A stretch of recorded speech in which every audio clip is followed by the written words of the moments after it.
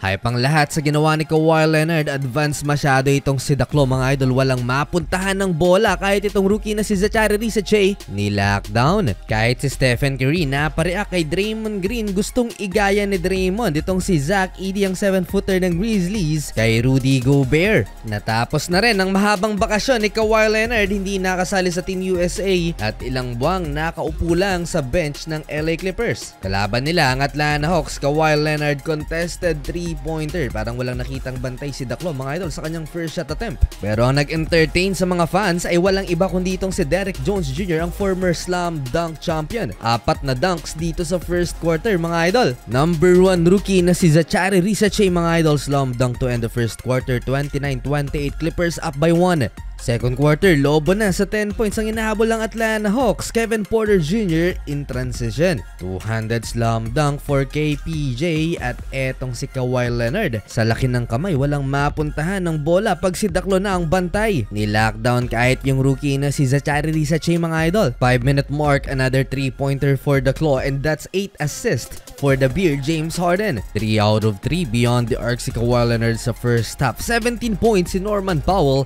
habang 2 points lang naman si James Harden, pero may 13 dimes. 20-point lead for the LA Clippers, 74-54 at the half.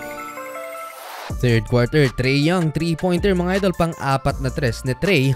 Double-double para sa Hawks superstar, 18 points, 13 dimes. Kawhi Leonard naman in traffic mga idol, dalawa pa ang sumabay kay Daklo. Palubo ulit ang lamang mga idol ng LA Clippers at umabot na ng 27 points. Nagbabalik din si Terrence Mann, matagal ding nawala ang player na to ng Clippers. 98-76, end of third quarter, monster game na so far for James Harden, 10 points, 15 assists. Limited minutes si Kawhi Leonard in 3 quarters, naglaro lamang ng 19 minutes mga idol si Kawhi. DeAndre Hunter, fourth quarter fly-by 3-pointer and a 2-point layup mga idol, 10-minute mark ng fourth quarter. Malaki masyado ang inahabol ng Atlanta Hawks. Nakapagpahinga ng maaga itong si Kawhi Leonard sa kanyang pagbabalik. Ganon din naman si James Harden as they beat the Atlanta Hawks. 9-minute mark, pahinga na rin si Trae Young with 20 points and 14 assists. 12 points mga idol si Kawhi Leonard. No Stephen Curry for Warriors, no Ja Morant for Grizzlies. And the Dubs got the win, 121-113. Solid game for Andrew Wiggins, 24 points, 4 steals and 3 assists. Sa mga nagsasabing soft daw itong si Zach Edey, eto pumato lang naman siya kay Draymond Green. Nakamuntikan na naman sanang i-choke mga idol ang 7-footer, buti na lang at nakapalag